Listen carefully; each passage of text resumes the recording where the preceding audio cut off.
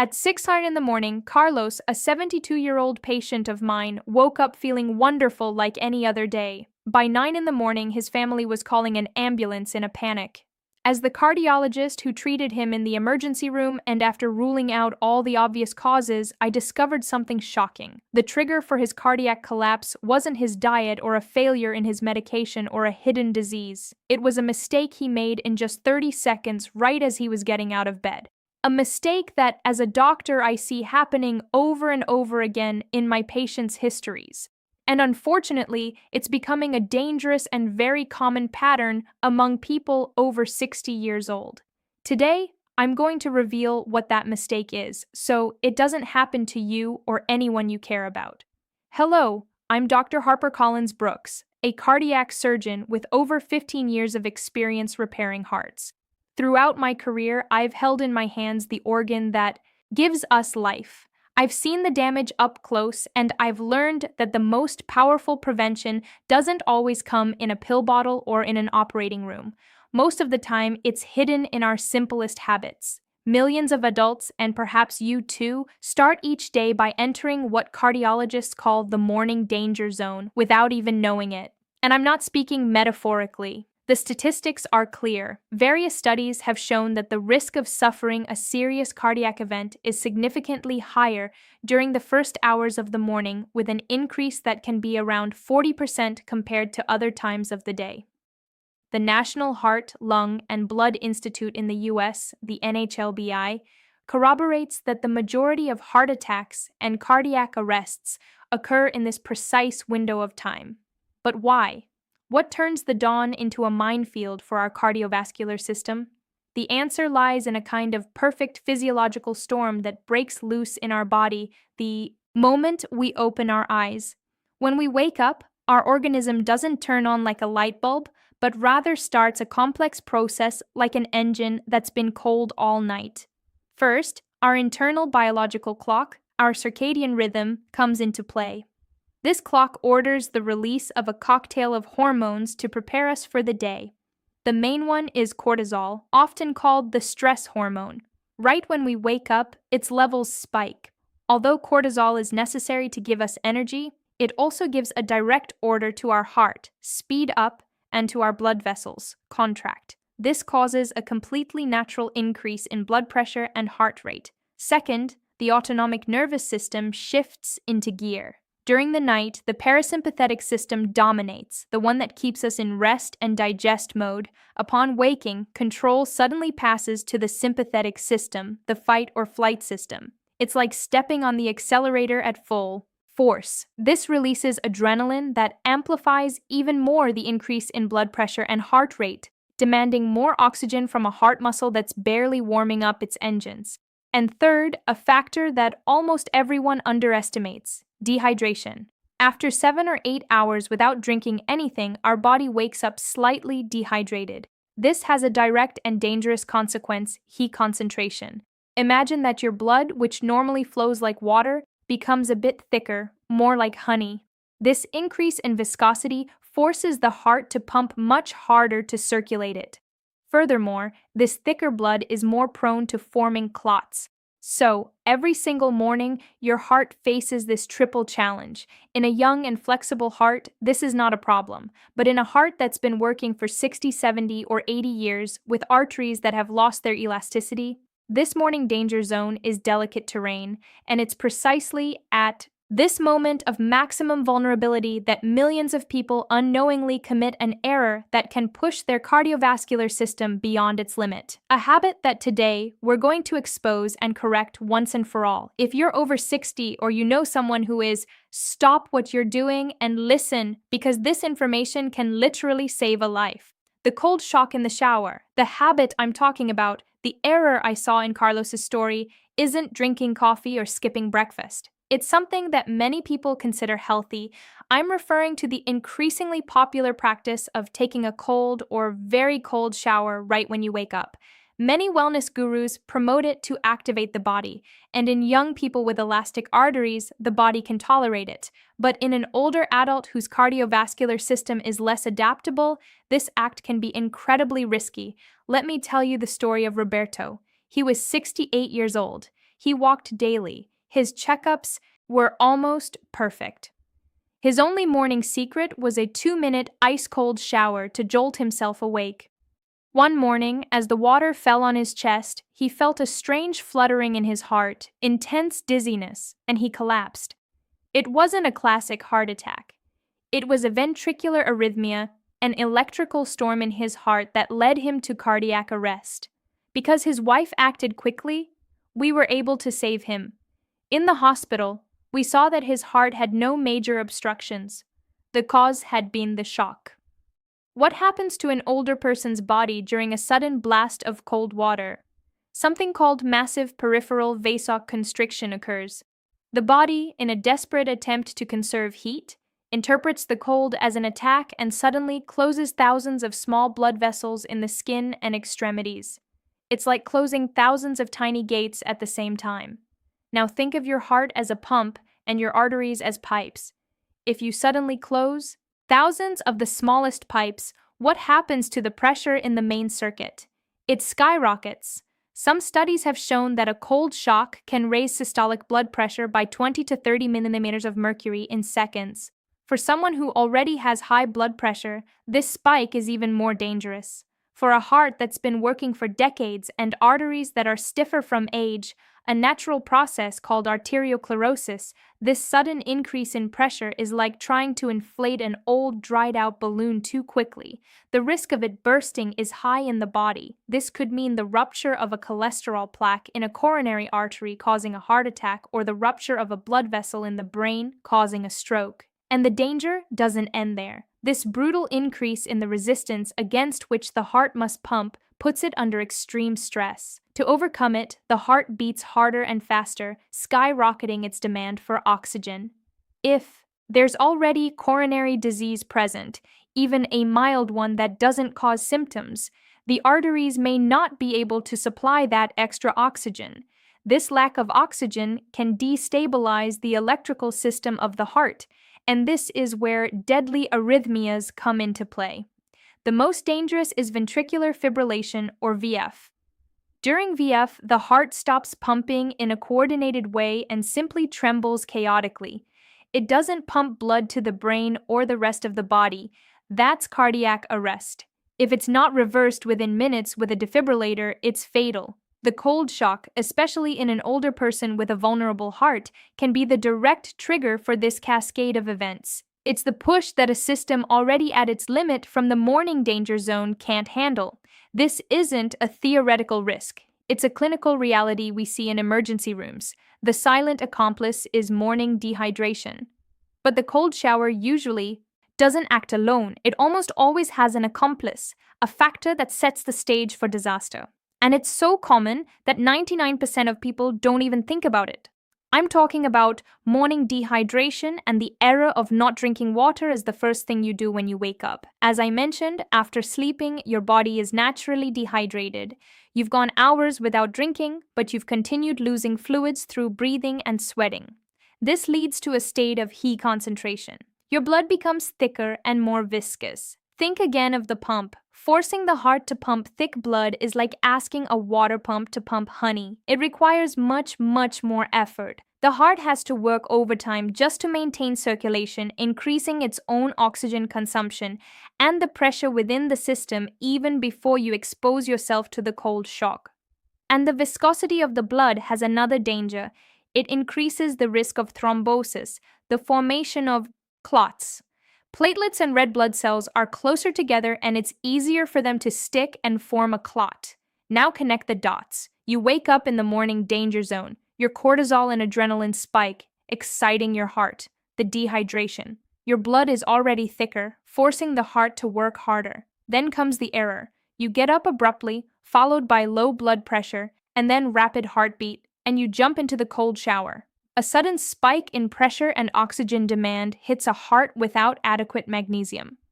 Perhaps it could handle it, but in a heart that's electrically unstable, this combination of factors can be the perfect trigger for chaos ventricular fibrillation.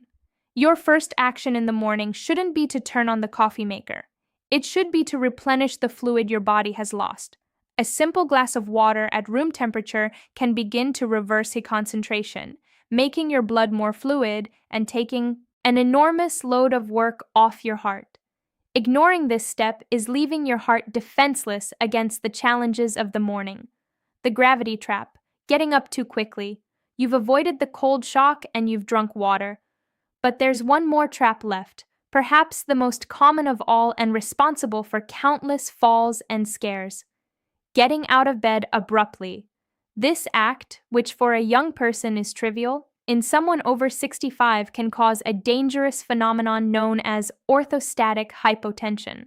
When you've been lying down, blood is distributed throughout your body. The moment you stand up, suddenly gravity pulls blood downward, rapidly pulling up to a liter of blood in the veins of your legs and abdomen. This means that instantly less blood reaches your heart to be pumped to your brain. In a young person, sensors called baroreceptors detect this immediately and send an alarm signal to the brain.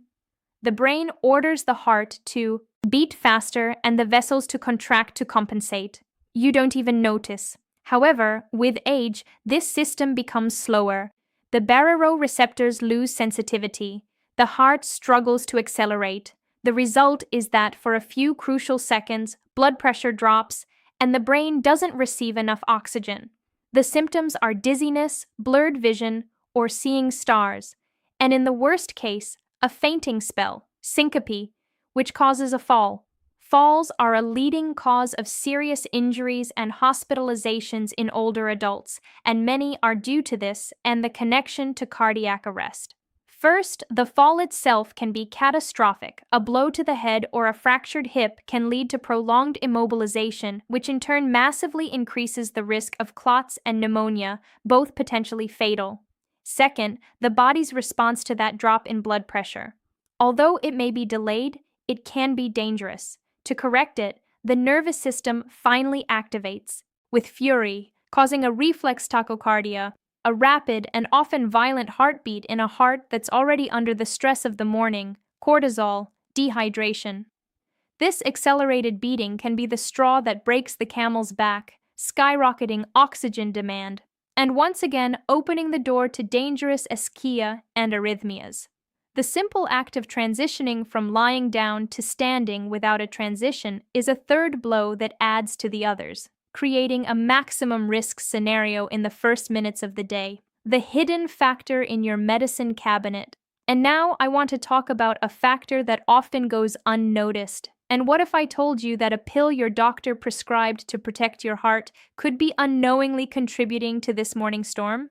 I'm talking about some of the most common medications for high blood pressure. Diuretics, drugs like phyomide or hydrochloroid are very effective because they help eliminate excess salt and water, but they have a key side effect that sometimes gets overlooked. They also cause the elimination of vital minerals, and the most important one for the heart is magnesium. Let me introduce you to Rosa, a 75-year-old patient treated for high blood pressure for a decade. She came to my office complaining of heart palpitations and nighttime cramps that her doctor attributed to age. Her electrocardiogram showed something subtle but alarming to a trained eye. Small changes that suggested electrical instability. I ordered a specific blood test to measure her magnesium levels. The result was revealing. She had a significant deficiency. Her diuretic was depleting the most important mineral for her heart's rhythm. Why is magnesium so vital? Because it's the guardian of heart rhythm. It acts as a natural stabilizer for heart cells. It maintains electrical balance by controlling the flow of other electrolytes like potassium and calcium that generate electrical impulses. When magnesium is lacking, heart cells become hyperexcitable like a wire with damaged insulation prone to short-circuiting. This massively increases the risk of arrhythmias, from premature beats to the feared ventricular fibrillation. In fact, magnesium deficiency is a documented cause of sudden cardiac death. Now look at the complete picture, the foundation. An older person who takes a diuretic for years and develops magnesium deficiency without knowing it, their heart is already electrically more unstable. Then comes the waking. Their cortisol and adrenaline spike, exciting the heart, the dehydration. Their blood is thicker, forcing the heart to work harder. The error. They get up abruptly, followed by low blood pressure and then rapid heartbeat and jump into the cold shower, a spike in pressure and oxygen demand in a heart without sufficient magnesium. Maybe it could handle it, but in a heart that's electrically unstable, this combination of factors can be the perfect trigger for chaos. Ventricular fibrillation. The problem isn't the diuretic itself, but the lack of follow-up. If you take a diuretic and experience cramps, spasms, or palpitations, don't ignore it. Talk to your doctor. Ask them if it would be a good idea to measure your magnesium levels. It's a simple test that could identify a hidden risk factor in your medicine cabinet. We've unmasked the horsemen of the cardiac apocalypse in the morning, the cold shower shock, the dehydration that thickens the blood, the gravity trap when you get up, and the possible magnesium deficiency from medication. Each one is dangerous on its own. Together, they're the recipe for catastrophe. If you find this information useful, I'm asking you to pause and subscribe to the channel. Turn on notifications so you don't miss more science and clinical experience-based advice like this. Your subscription helps me keep creating content that can save lives. Now, the good news, there's a solution, and it's incredibly simple. It doesn't require expensive technology or exotic medications. It only requires a habit change, a new routine of just 5 minutes. The key to surviving the morning danger zone isn't bravery, it's respect. Respect for the transition your body needs. That's why I've designed what I call the 5-minute morning ritual. It's 5 simple steps, 1 minute for each one, that will change the way your heart faces the day. Minute 1, conscious awakening. When your alarm goes off, don't move. Stay in bed. The first temptation is to jump out of bed, but from today on, you're going to resist it. Instead, take 5 deep, slow breaths. Inhale through your nose, counting to 4, and exhale slowly through your mouth, counting to 6. This simple act helps calm the fight or flight response and signals to your body that there's no emergency. It's a gentle good morning to your cardiovascular system. Minute 2, essential hydration. Before going to bed, leave a glass of water at room temperature on your nightstand. Now, in your second minute, sit up slowly on the edge of the bed with your feet on the floor and drink that glass of water. Not cold, not hot, room temperature. This is without a doubt the most important step. This water starts to rehydrate your body, making your blood more fluid and facilitating your heart's work. You're literally diluting the danger. Minute 3, acclimation to gravity. Now that you're sitting on the edge of the bed, stay there. Don't get up yet. This minute is crucial for preventing orthostatic hypotension. It gives your body time to acclimate to the vertical posture and ensures that your brain receives a steady flow of blood. While you're sitting, you can gently rotate your ankles in circles. This activates the muscle pumps in your calves, helping push blood back toward your heart. Minute 4, gentle muscle activation. Still sitting, dedicate this minute to waking up your muscles with gentle stretches. Slowly rotate your neck from side to side. Lift your shoulders up toward your ears and relax them.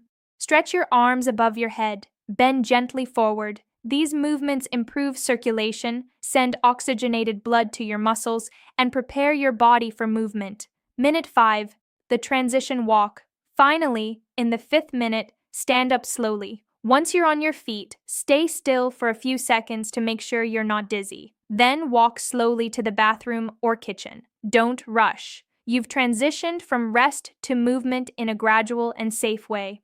Your heart will thank you.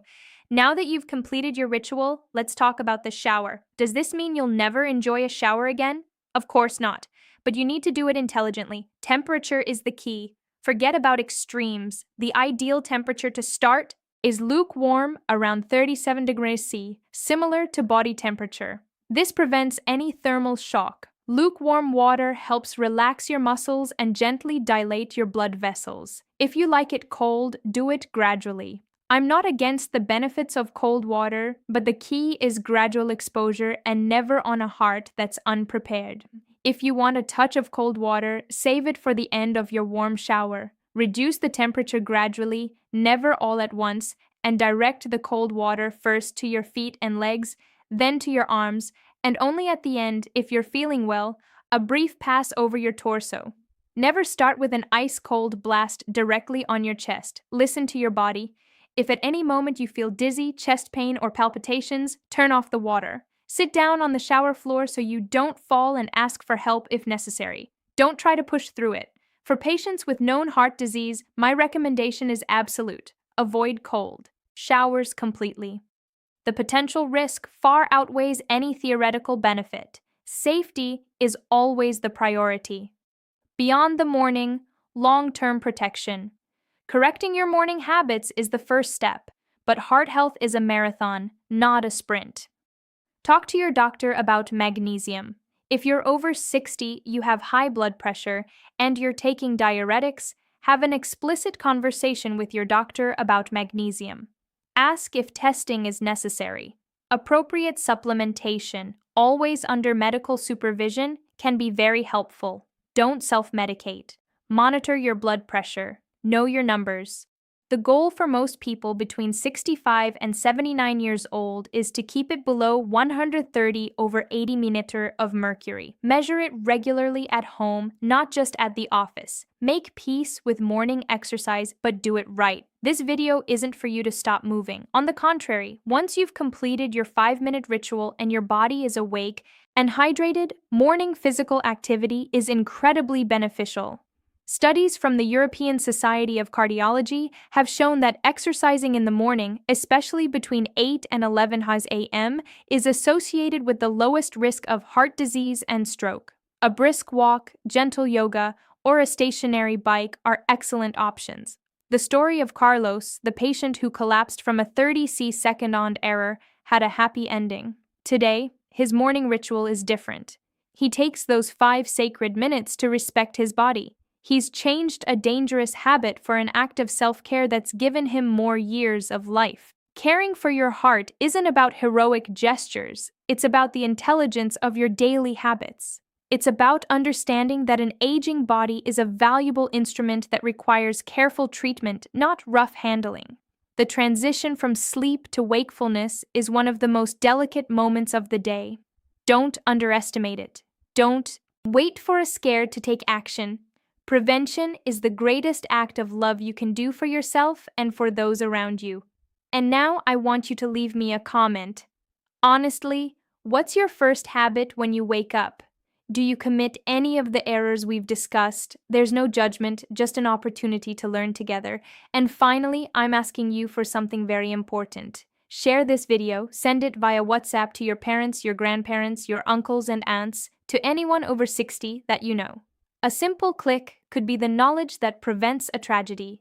It could literally save a life. Thank you for your time. Take care of your heart.